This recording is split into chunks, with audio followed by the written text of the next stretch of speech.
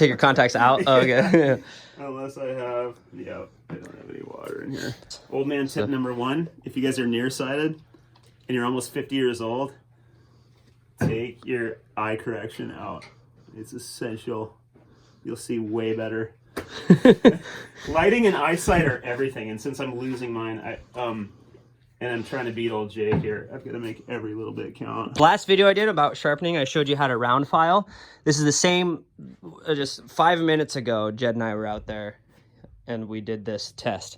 And if you remember, the stock Oregon chain cut that piece of wood, which was exactly the length of my guide bar. So cut that big piece of fur in 26 seconds, 26.36 seconds. After I was done with the chain, 18.94 seconds after I took the gullet out. Leaving the gullet in, 22.46. All in all, my chain was 28.14% faster than the stock Oregon chain. So now Jed's gonna go after it with the square file. He's gonna show you guys how to do that, and we're gonna measure the difference. The reason I do round and not square is frankly that it takes more skill to do it with the triangle or the square file, and I'm trying to learn, but I haven't gotten it down yet. So Jed's gonna show us. He's gonna show me how to do it. I want to try sharpening my saw like this too. So it helps to ram your chain up crazy tight. That's basically just a redneck chain tensioner. And I start in, and I'm going to be changing your top plate angles kind of a lot, Jake. Okay. I'm going to be coming down. So with this is technically hexagonal. We call it a triangle. So we can't count the 6, but it's essentially a 6-sided file. And I'm just nicking the top of this tie strap there. I don't know if you can get in there and see that, but Let me go to the other side of it. Yeah, so I'll just put this file in the gap here. I'll come down at about 20 degrees, and as long as the flat part of this file is riding like flat on the tie strap, then I know that the relative angles of chisel angle, top plate angle, and side plate angle are going to come out correctly. So when this corner is located right in the corner of the chisel, I know that I'm getting the 3 relative correct angles.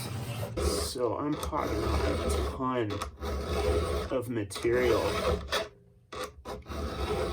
from inside the chisel.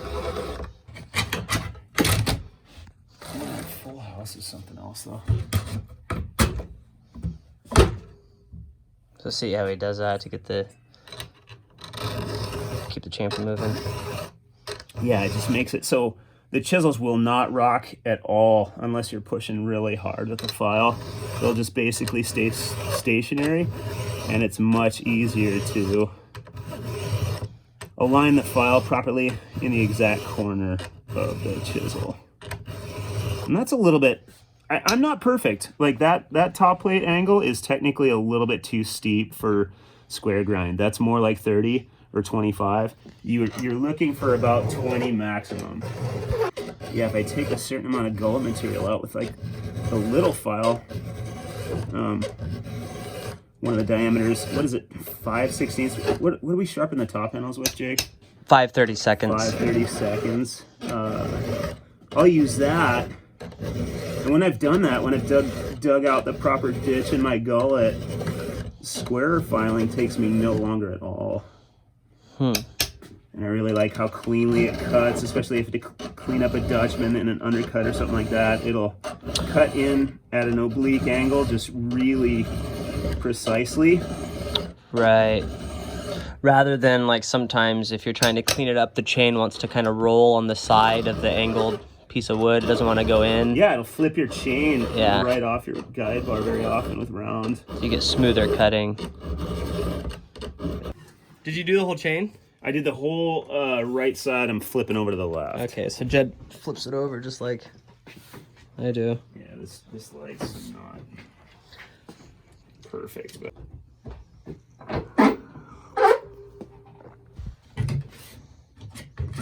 How'd you get started on this? What made you decide to start trying to go square on these? I mean, not a whole lot of residential guys. Yeah, that's the thing. I've always kind of been enamored with the methods that the timber fallers use. You know, both in getting the trees over, in how they cut wood and why, and in bucking logs, like their technique in bucking and everything. It's always like fascinated me. So I'm like, well, wait a minute, why do they like a square grind?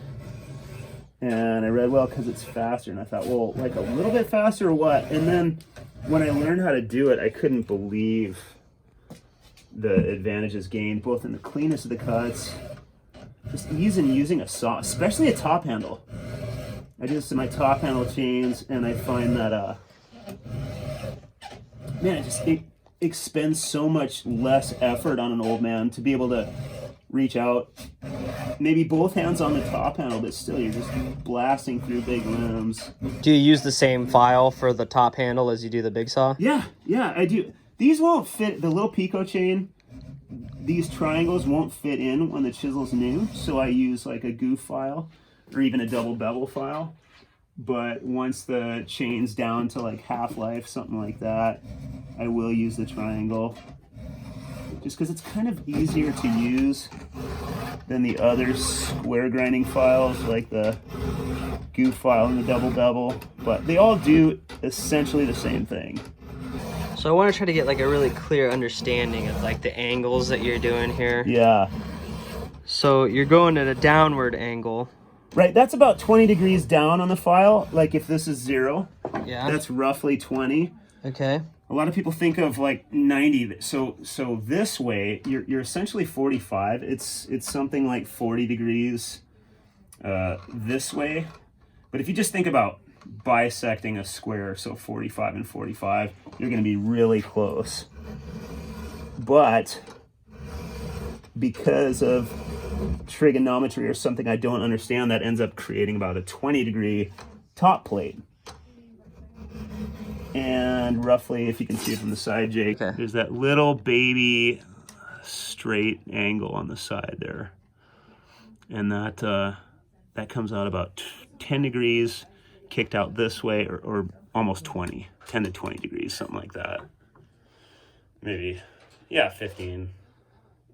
So you're going at a downward angle, and you're putting the corner of the triangle in the corner of the cutting tooth? Yeah, exactly. And you really want to be bang on right inside it. Can you put your file in there again? Yeah, I'll try. Rest it in there. Yeah. So this micro edge here should go right in the corner between the side and the top. So you'll know if you're not riding flat, if this bottom part is just an incidental advantage, is that if this flat part of the file is riding flat on the tie strap and you're at 40 degrees, you know that has the correct angle. So you should just be... So you want the bottom of the triangle to be flat on the tie strap. Exactly. And you want the corner to go right in the corner of the cutter. And now you know all your relative angles are matching up. And then you go down, so that it's like 45 degrees this way and then 45 degrees that way? Is that essentially. Yeah, essentially? Well, like 45 degrees to the guide bar. Yeah. Roughly 20 degrees at a downward angle. I don't even know exactly. It depends on like 404 chains. It looks like you're going down and you're just tickling the tie strap a little bit. That's it. So that's how you know if you're just barely touching the tie. So you see that, right? Where is it? Where's the tie strap? Right here. Yeah. So if you're just barely touching the tie strap, that's how steep you want to be. Right. Let's see if I can get about damaging the tie strap at all. Timber cutters with their grinders often. So how long have you been doing trees, Jed? I think 17 years. 17 years? 16 or 17, yeah. You did ironwork before, right? Yeah, I was a construction worker. I was miserable. Got into a trade I loved, and like your whole life just gets so much better. Yeah, Jed loves cutting trees. I think everybody who does it loves it. It is fun. Yeah. So what do you say, Jed? Still or Husky? Oh, man. I think the 500i is going to blow us away. But... yeah, if they ever release it over here. The 395 is so legendary. I don't see that saw. I mean, here's my naivety, but I cannot see anything ever beating a 395 for its for its weight class. Like, that saw is insane. The old 7.2s, the old 372s were the same way. My new X-Torx 372 is, it's okay. It's pretty good. I was told that one of the reasons this tends to cut so much faster than round is because of the increased chip flow between the side and the top plate. So you're effectively tunneling out a much bigger area. So again, like how Jake hogged meat out of the bottom part of this side plate, or what we call the gullet, that made a noticeable improvement. So what this is doing is taking meat out between the plates. It's like making a hollower viaduct. Back to Jake's door plane analogy, like a carpenter's planer. It is severing the wood fiber differently than the round does. And I was also told by a timber cutter up in Alaska that the reduced top plate angles produce reduced driver drag in the bar groove. Now, Jed, do you do anything different with the Rakers? No, I keep them exactly factory specs on the Rakers. Mind you, not with these organs. I haven't used these, so that goes by inches, and I've only used the still gauge, which is like 0.65 whatevers. I think it's millimeters. So we're almost there. Oh, we're there. Oh, you're done? Yeah, we're there. Now bump the Rakers down probably a notch, just because the top plates are getting smaller at this point, you know. So I'll just feel it, and then I'll scrape one off the top. And I do round the little bit there. You don't have to do that. Oh, so you want to explain that? Yeah, so let's see, I get mine to whatever 0.65 is. I get it to there. Okay. And then that's flat. And I go like this. You don't have to, but that'll make your saw bore better. On the West Coast, we don't really bore very much. But like I'm sure for Euro ballers and for even East Coast guys who are used to shorter bars and harder wood, it's very important to round that goofy flat spot out that you're going to make as you take your Rakers down, because that little bump in the front, that little corner will actually, because when you're boring, you're using the round part of the guide bar, this bottom quarter here. So that actually protrudes higher, and it's as if you haven't taken your Rakers down enough. Yeah, I think that's the only reason that they tell you to round that out. And I know that guys that don't do it, still their saws are, I mean, they're ripping sharp, so it's not that big a deal. I just kind of check. I go like this, maybe one swipe, put it back and check. I can feel this one I got years ago, and the metal's so hard that I know the flat file's not really taking any material off it. It just kind of skids across it, which is nice. These are hard to get now in this particular kind of steel. I don't know why. That's a pretty good tooth. That's a pretty good and you can see the the chisel angle of the top plate. So that is what you want to see. That's there. what you want. Like, Jake, man, if I can quit shaking like a caffeine addict. Yeah, I'm trying to stay stable too. Okay. So yeah, that dirty little line bisecting those two plates is what makes a ton of chip flow.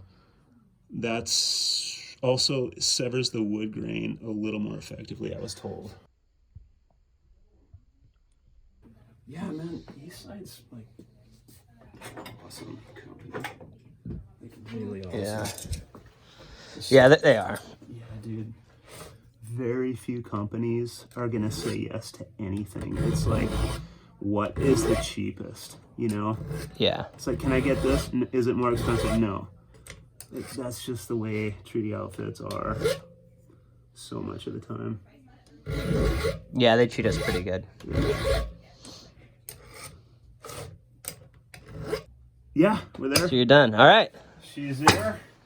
So back to the log deck. Back to the log deck. Put my glasses in again. All right, so everybody remembers last video. It's the same log. I just took a cookie off little bit ago. What was it? 18. Hold on, I need to look it up. So 18.94 seconds. That was the last time that I got. So I sharpened it, got it 28% faster than the stock chain. And now Jed's sharpened my chain, and we're gonna see what is faster, square filing or round filing. Put it.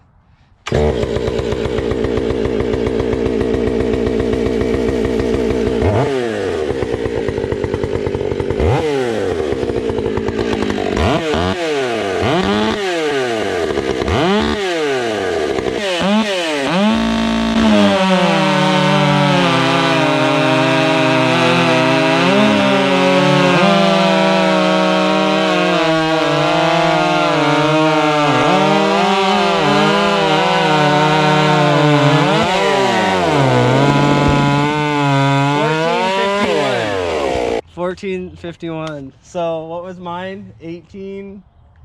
So Jed's is 4 seconds faster than mine. So 14. Oh, I gotta write this down. We're probably coming close to half of the. Huh. Yeah, I gotta do the math on this. Yeah. That is fast, dude. Yeah. It was so fast. That cut fairly well. Dude, 14:51. Yeah, good. Look at the size of the chips. Man, that was way faster. It's 14.5 seconds compared to my 18. This is cool. Every step of the way, it's been faster. Every little bit matters a lot. I got to write it down on my paper and then do some more math. But nice job, Jed. Oh, thanks. That was awesome. You too. All right, time to do some math. So, Jed, yeah, so your square is 14:51. To the stock 26:36. That is so. That's so much faster, dude. That's way better. The stock chain 26 seconds, and Jed got it in 14 seconds. I gotta get the percentages and stuff. I gotta do a little more. I gotta whip out the percentage calculator. But dude, that's good, man. That's crazy. That is so much faster. Why is the stock chain so bad? That's amazing. They can't figure out. They had a bunch of timber cutters at Madson's all grind up different chains. I think they had 14 different guys, and the winner, I can't remember how much faster his chain was over the stock, but the guy from Oregon Cutting Systems couldn't believe it. Gave the guy a brand new wood splitter. I mean, you can see his angles too at Madson's. They're nothing magic. I mean, Jed, that's almost double the speed. That's amazing. It's weird. I don't know why it matters so much. Dude, yeah, you did such a good job. I gotta get the percentages. Okay, so I did the math. So check it out, Jed. Okay, so if you remember from my previous video, first we ran the stock chain, 26.36 seconds. And then I sharpened it, but I left the gullet in, and that was 22.42. So I got a 14.94% increase. Then I took out the gullet. I got 18.94. My chain cut 28.14% better than the factory stock chain. So Treeson Sharp is almost 30% faster. Then Jed hit it with the square file and got down to 14.51 seconds. So Jed's chain is almost 45%, 44.95% faster than Oregon's chain. And his chain was 23% faster than even my chain was. So there you have it. That's the round, so stock, round, square. And there you have it. I mean, square. And it's Jed, you said 23% faster. Yeah, and if you take those gullets out flatly all the way up to where the side plate is, it'll go even faster. It'll funnel chips even better. That's crazy. I just can't believe you specifically said it's 23% faster. I remember you said that a long time ago when you were telling me about it. The Swedes found that out. Yeah, the Swedes at ATOP, they make a manual filing gauge for a double bevel file. I've never bought it. It's like $350. I've always wanted it. But they found out, they put their two kind of feed rate measuring machines with their round and their square, and they found it at 22-23%. That's amazing. You hear someone say, "Oh, sharp like a brand new chain." Well, your brand new chain sucks. Look at that. Oh, Oh yeah, okay. Starting to get cocky here. Sorry. What you need is an Inbred Jed chain. 14. I mean, Jed, you're 45% faster almost. That's amazing, dude. You're almost twice as fast. Or would that be? Wait, no. I don't know how. I'm no good at math. Yeah, math. strong suit. Yeah, that's why we do trees. Anyways, you're way faster than the stock. That's amazing, man. Good job. That was so cool. Super fun. Thanks, Jake. Yeah, no problem. It's just amazing to me that you said 23%. That was weird. Sure, That was you weird. got Like, 23%. yeah. Yeah, nice job, Jed. And there you have it. That's how you do it, square file. Jed just picked up this grinder. We're gonna get that dialed in, and we'll do another. Once that's dialed in, we'll do another video to see how to square grind chain with the grinder. For that one. Yeah, that'll be sweet. That's gonna be awesome. But yeah, nice job, Jed. That was awesome. All right.